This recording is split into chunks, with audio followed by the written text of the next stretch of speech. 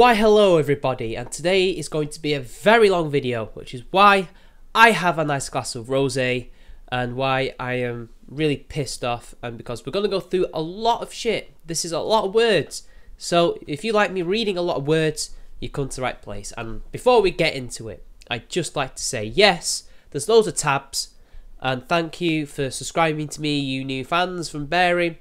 I'm glad you enjoyed the collab enough to subscribe to me. Welcome to the shithole. And let's get stuck into it, shall we? Now, basically, everybody knows what has happened. This is Anita's response to Sargon of Akkad and the whole kerfuffle that has come out of her essentially harassing him at Vidcon just for being there. This is her statement. And then we also have, right here, as you can see, the Vidcon debrief, which is on Vidcon's Medium page.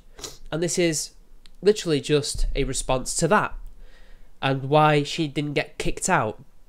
So you will be angered at this, but let's just go through Anita, because I need to go through this. I was just going to make this one video about this, but then the Medium article changed everything.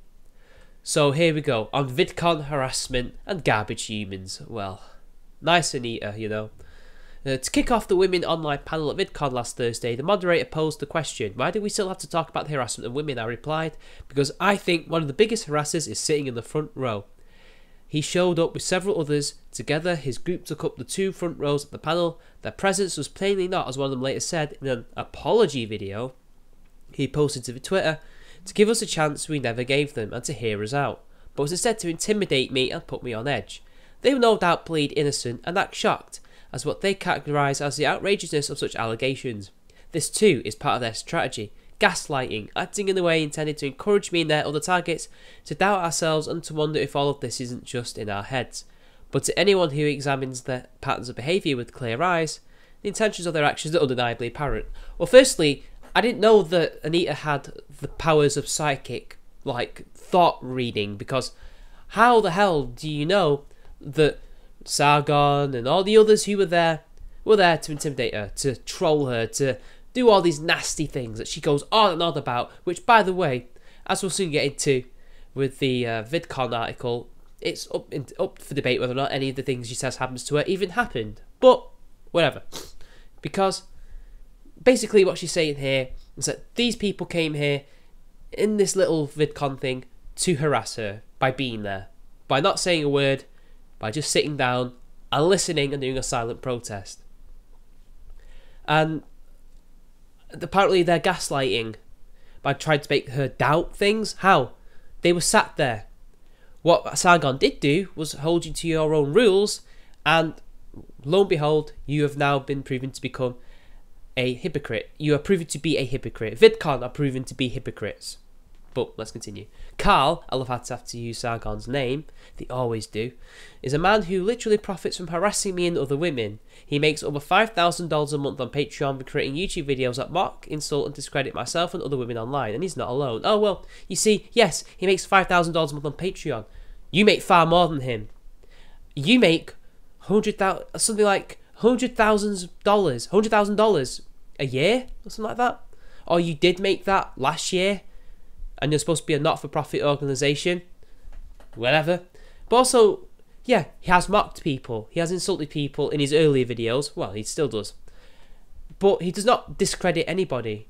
If anything, you discredit yourselves with your terrible arguments that he essentially just absolutely debunks outright. That's you discrediting yourselves.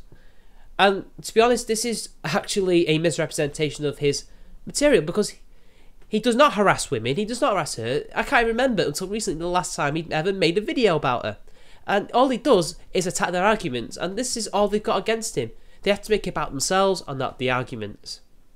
He's one of several YouTubers who profit from the cottage industry of online harassment and anti-feminism. Together, these people have millions of followers who are regularly encouraged by the videos and tweets of these individuals to harass me and other women who make videos daring to assert the basic humanity of women, people of colour, blah blah blah blah. Look, by making videos against your arguments, that is somehow encouraging people through the power of psychic ability to harass you.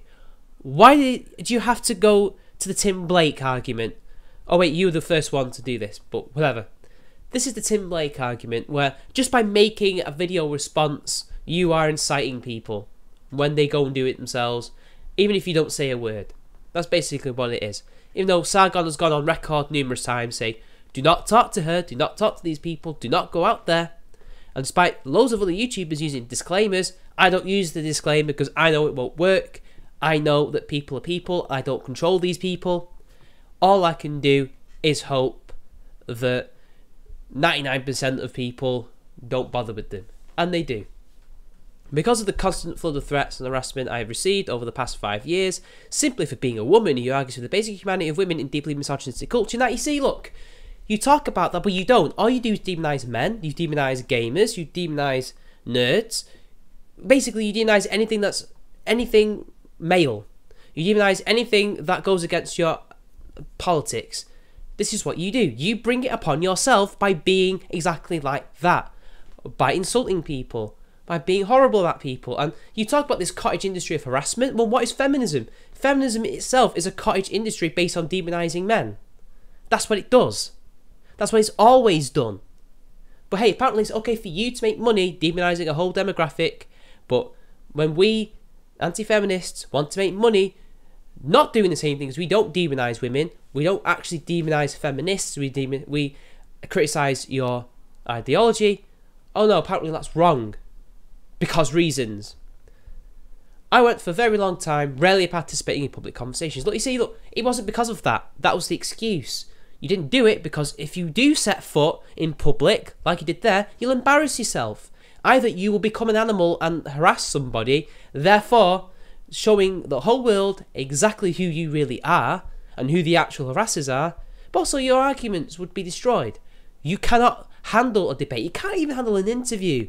If anybody can remember, she was on TV a while back, and I believe it was the Colbert Report. She went on there and she bombed. He was trying to make it easy for her, like, come on, give me a game, give me an example. She couldn't do it. She had to come up with GTA. She's awful in public. She can't do it. She has to have a script, or it has to be edited in such a way to make herself look like she can string a sentence together. She can't. Being a target of a cyber mob harassment is a traumatising experience. The harassers seek to deny this. One tactic of theirs is to dismiss the very idea to say that everyone online is treated the same. Everyone online gets called names sometimes. Yes, we do. I get it all the time by, funnily enough, social justice warriors. I've gone through periods where literally the same person, Bronx blogger, will constantly try and troll me and then disappear because I don't respond, or I just basically feed him to the extent he explodes, or I just pwn him. I get this a lot. And Sargon gets it all the time by people like Sean and Jen, Tom Bloke. These people do the exact same thing to him that you're claiming that anti-feminists do to you. Even though you block all of them, you use a block bot like Steve Shives. But let's move on. In fact, there is simply no comparison between being occasionally mocked or insulted online as male anti-feminist who occupies a position of power in an overwhelmingly sexist patriarchal culture, being a woman who receives a never-ending torrent of abuse while fighting tooth and nail to create an online culture that's a little less misogynistic, a little more equitable. Well, you see, you're not interested in making an equal society. You want female supremacy, which is almost upon us anyway, but thankfully it's beginning to change. You're not interested in making things equitable. You aren't an equity feminist. And what's funnily enough is none of the people you attack, Sargon, me, gamers, we are gamers, on people on 4chan, all those other people that you have attacked in your videos have positions of power. You don't attack the Republican Party properly. You don't attack the DNC at all. You don't attack politicians. You don't attack people who actually create what could be considered misogynistic laws or things that could hurt women. You attack communities that have done nothing wrong, who happen to be male-centric or just overwhelmingly male, because that in itself is wrong. That's what you do, and that's creating a less misogynistic, a more equitable society, a more equitable internet. Go fuck yourself. However, despite the torrent of harassment, I recently made the conscious decision to participate more regularly in panels and conversations at public events, because I wanted to engage with people who show up in good faith to listen to our ideas. Oh, golf clap. Golf clap, Anita. You actually grow some balls. I mean, some ovaries. Wow, incredible. But let me make something very clear. When you have a history of harassing someone for years, and you show up in the front row of that their panel with a camera and an entourage, that is not an act of good faith, to put it mildly. Well, you don't know that, because you can't read their minds. And they didn't say anything to you the whole time. They just watched and listened while you called security on them. You acted on them. But whatever. That is itself an act of harassment and intimidation. So there we go. She's changing the rules. The rules don't apply to us. No, the rules don't apply to her. They only apply to us. Sitting down in the front row means that you're harassing her if you disagree with her. Incredible. It's intimidation to sit there in silence and watch. So we have to go to the back of the bus, as a lot of people have been saying. Go to the back of the bus, black person. You're not welcome at the front. You might intimidate the white women. That's what you sound like. He and his companions were doing this not just to me, but to other women as well. We like Cat Black and Francesca Ramsey, so that we are all aware at Vidcon that this man who has harassed us and who's hundreds of thousands of followers have attacked us online for years is here watching us. Well, you see, that's funny, because Francesca Ramsey took photos with those people and bantered with those people. Even Cat Black did, and she was really dickheadish about it, while Francesca took it more in good humour. Even Cenk Uygur was as well, and people were laughing at his jokes. Most of the laughs came from the anti-feminist, anti-SJW side, because they were there for a good time, and there was a good time had at their particular panel. You're lying. And even Francesca herself, on Twitter, said that you're full of shit. It's a deliberate act to create an environment that feels hostile, to communicate to us that if and when we dare to show up in public to express the ideas that we express online, the harassment will follow us in the physical world as well. Well, you see, they didn't harass you. That's not harassment. That's you, yet again, redefining words to suit your narrative and agenda. This is you defending yourself as an harasser. Because remember, just an unprovoked attack against Sargon, calling him a garbage human being and a shithead, is not harassment when Anita Sarkeesian or any SJW does it, or a feminist. But when we sit there at the front row of shitlords and listen and do nothing, that is harassment. Well, I'm glad I know who are the people in power, and it's definitely not people like Sargon. Now, he and his followers are acting as if me publicly calling him a garbage human is equivalent to what he has done to me. Well, it is, and in fact he's never done anything to you. It's not the equivalent in actual fact, because all he has done is attack your arguments. You attacked his person. In truth, he and his followers cannot begin to imagine what it is to have to constantly beg for and fight for your basic humanity in a culture that fundamentally refuses technology. Well, that's funny that, because there's an empathy gap that scientists have actually proven to exist.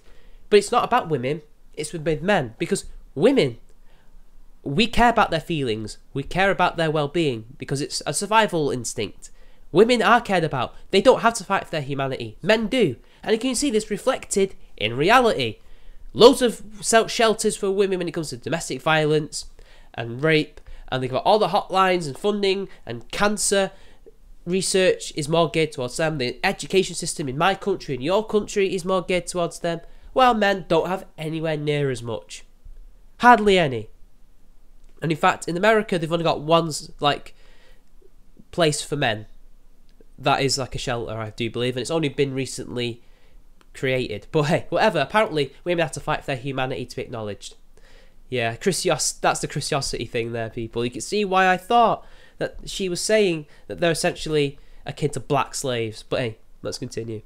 He cannot imagine what it is like to spend years and years being the target of floods of harassment and hate, and then to still go out there and keep fighting. Because she keeps saying this, and she's never once proved that she gets floods and floods of it. Yeah, there are some legitimate people who go out there to hurt her feelings and to harass her, but most of it, as we've seen, is nonsense. It's criticism. Criticism is harassment to these people. The companion of his who made that apology video I referenced earlier also tweeted that women are powerful enough to deal with things like workplace harassment to rape, as if power is an accepting of culture in which women are second-class citizens, in which misogyny in workplace harassment and rape are the norm. No. She's saying that women are powerful enough to overcome issues and problems. I think that was a Lacey Green, was it? Because you're saying it's a she? Or whoever. I think it might have been Lacey. It might have been somebody else. I can't remember. But whoever it was, they're spot on. They can overcome these problems. Fuck that, apparently. I'll never settle for that. You're damn right I'm powerful. After everything I've been put through by Carl and other men like him, I'm so proud to go out there and try to change it. Well, you see, you're a victim, but you're powerful. And you've not changed a goddamn thing, apparently, because you still can't acknowledge your humanity. But hey, whatever. This is just Anita playing the victim. And now, to the most cuckolded men in the video industry. And this is Vidcon's debrief. With benefit of a couple of days, here are 2 things we wanted to talk about. Everyone, please take a drink for the cookery of these people. Press F for respects. Ah, yeah, I'm going to need this. Creators getting kicked out. One of the hardest parts of running Vidcon is not being able to feature every creator who deserves it. We get that. Sometimes there are creators with large and dedicated communities that we can't feature. Here are some reasons why. They just aren't on our radar, they told us they couldn't come after, blah blah blah. Okay, look. Here's number 4. They have been previously told not to attend after intentionally endangering our attendees or being violent with our staff. What, do you mean like Anita? In situations where people who have large followings come to VidCon without any crowd control, it can become dangerous very quickly. Well, yeah, actually no, I used to be a steward, yeah. Here's how our current procedure works. When a creator starts getting mobbed at VidCon, we do our best to give them an opportunity to meet their fans by doing some on-the-spot crowd control. If the mob is getting too big, we ask the creator to come with the security to a back-of-house area where we discuss whether we can set something up or whether it is best for them to leave, or just hang out with the folks backstage. If they go back into the public area alone to intentionally start another mob, we ask them to leave the event and tell them that if they come back, we will consider that trespassing and law enforcement will get involved. It is often difficult to understand how an action as simple as walking through a courtyard could be putting hundreds of people at risk, and we get that. But if a creator is repeatedly putting attendees at risk, even after we have explained the situation to them, we have no choice but to kick them out. Well, then why was she not kicked out, Hank or John? Why? Things we're doing to make this better. 1. We want to talk with creators to see why they weren't able to or didn't want to get involved with VidCon directly. We want to have a better system for quickly getting surprise creators to a place where they can safely meet and hang out with their fans. Creators who have repeatedly and intentionally caused mobs or been violent with our security staff will be notified that they have been banned from the event and will be trespassing if they show up. Only a tiny number of the literally hundreds of creators we invite have consistently intentionally created mobs. Sorry guys, I've got hay fever. Most of these folks are well intentioned and just want to meet their fans. We are also having a lot of conversations with security staff about how to de-escalate these situations, but we take it extremely seriously when VidCon's attendees are put in harm's way. Well then, it beggars belief that somebody like Anita, who did literally do that, gets to work at the panel the day after about harassment. Funnily enough, when she was attacking Sargon, they were talking about that anyway. Isn't it ironic? So if all this can happen, why did it not happen? And you know what's funny? Because you say that, okay, well, she didn't create a mob or anything, but clearly the gist of all this is if you do something that is considered harassment or dangerous, you should be kicked out. Then how come her, who made somebody feel uncomfortable, which is in your code of conduct, well, she made the whole group uncomfortable. She called security on them, they were watching them, she was scanning them, she was not making it comfortable for them, and then she lashes out at one of them? Seriously? And then here comes the Cuckery people. Who's harassing whom? VidCon has a tagline. It's for people who love online video. But of course, in addition to celebrating, this event has also been about confronting difficult issues our community faces. It's openly known, here we go, that women on the internet are subject to far greater amounts of intensity of harassment and abuse than men. Wrong. I will point you to the Pew Centre, where it shows that men actually get more harassment overall. However, both men and women get different types of harassment greater than the other. So men will get something else more than women. So women will get, for example, stalked more than men, but men get, I think they get called names more. Something like that. I can't remember the exact thing that it was, other than I know that women get stalked more. And they're wrong. It was shown that men had far more stuff happen to them than women. Harassment happened to men more. Probably because, I don't know, for whatever reason, there's more men in these spaces that Pew Centre worked at and recorded, Or maybe that's just how it is. I don't know. But that defeats the narrative. Let's just continue. This is a pattern, and it's pervasive. No, it isn't. Running this event, we have to be aware when the creators potentially dangerous harassers or stalkers, and our list for our female creators is a whole lot longer than the list for male creators, because you don't give a shit about the male creators. You care more about the female creators because of ideology. You are all social justice warriors. You are all progressives. You care more about the women than you do about the men. You believe this because you've been told this without any data to back it up. This is ideological. This has got nothing to do with the safety of creators. Because if that were the case, there would be an equal list, wouldn't there? You would care about your male creators as much as your female ones, but you don't. And I think it's telling as to the treatment of Sargon compared to Anita. But let's just continue. That's just one reason why we had a panel called Women Online, featuring women who had received a variety of kinds of abuse, from repeat sexual advances to stalking to years of targeted harassment. Yes, and one of them has been proven to falsely accuse people. Well, they falsely accuse most people of that anyway. Also, she's been apparently shown to have even faked it. And I'm, of course, talking about Anita. There's a fairly prominent genre of social political commentary on the internet focused on specific individuals as a path to attack ideas and build outrage. No, they attack individuals' arguments, not the individuals themselves. Those individuals are used in response videos because they've been saying those ideas. And they do the exact same things to us. It's literally tit for tat. These creators do not violate harassment policies, but the result is often that the vitriol of their followers ends up focused not on ideas, but on people. Usually women. The followers did nothing. The fans were there with the creators and said nothing. They all agreed to say nothing.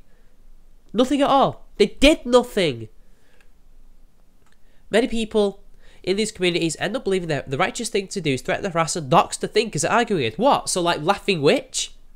Doxing RCR? Or rather getting other people to do it? Like John Horse and Jenny McDermott? Doxing loads of others, including fellow feminists? Like JJ Talks? What? I like how they're saying it's the shitlords who do it, when the only one who's ever done it that I know of is AIU, and he did it to other shitlords. Whether or not this is an intentional strategy to cultivate harassment or an awful side effect is a side effect, but with the feminists and the social justice warriors is an actual tactic to get rid of criticism.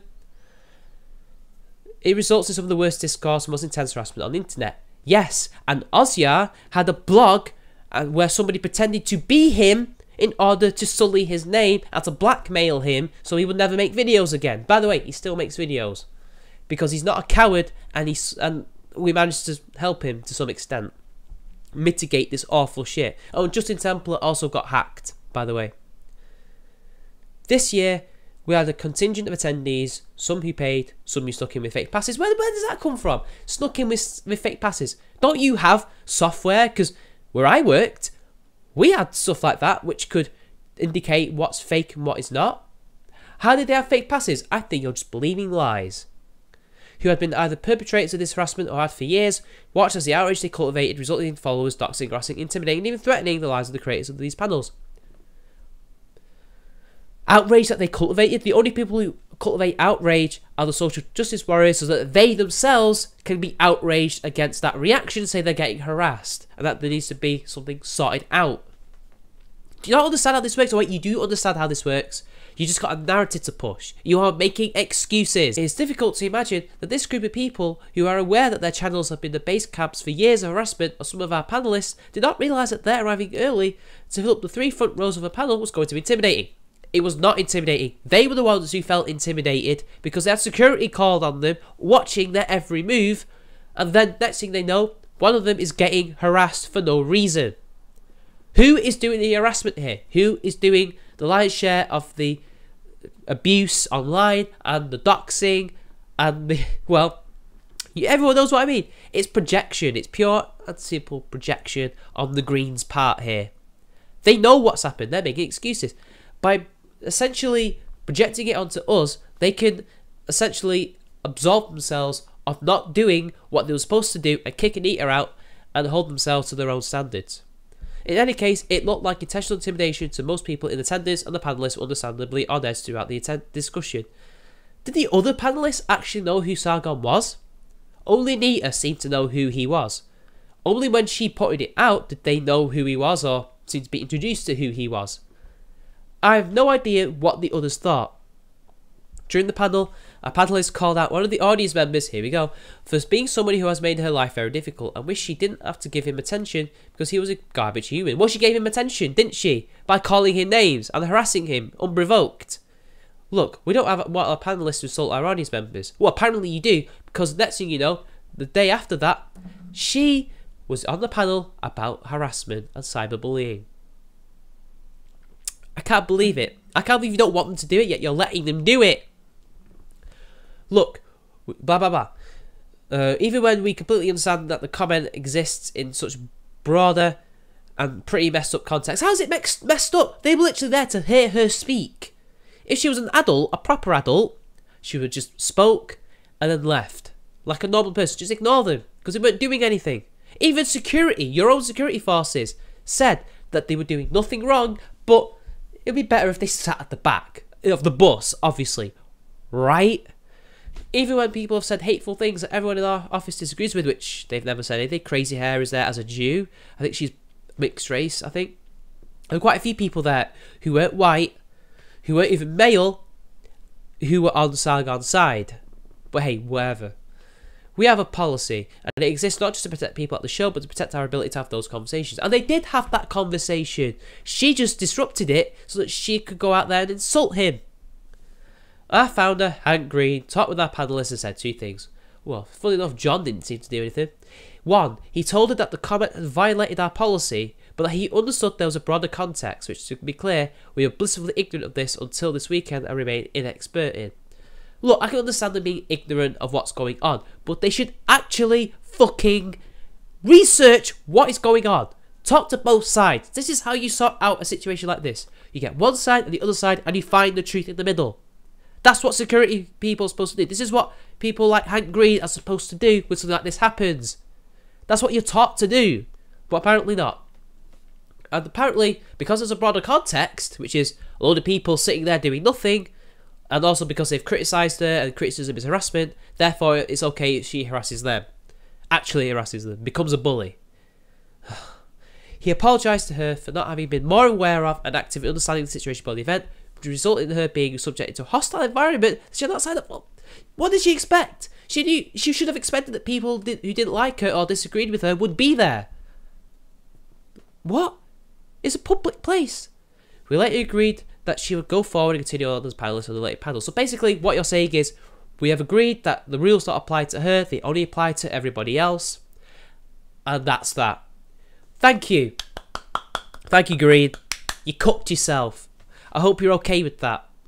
This is a difficult situation to build a policy to alleviate, but we ask that all the people involved consider the power of our actions and statements, both online and in the real world. But one specific note, if people attend Vidcon to collect footage to later use in videos and criticise not just ideas, but focus the outrage of their followers and individuals, they will not be welcomed back, which nobody in that first 3 rows has ever done.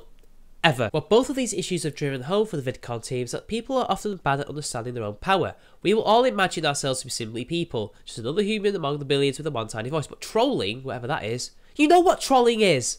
You've been on the internet for God knows how long, Green, and Vidcon people, whoever wrote this, and you don't know what trolling is? Stop lying. Don't be ignorant. Or should I say intentionally ignorant. You know what that means, otherwise you wouldn't be talking about it right now. Really does drive people from our platforms and their dreams of being creators. No, it doesn't. If it does, then those people have no place on the internet because they can't handle idiots online and have thin skins. If you are going to be a content creator, no matter what you do, if you cannot handle these people giving you shit, you should just stop, because what's the point? It's like, even in real life, if you are a director of a film or a musician, if you can't handle that shit, what's the point? What's the point? But hey, whatever.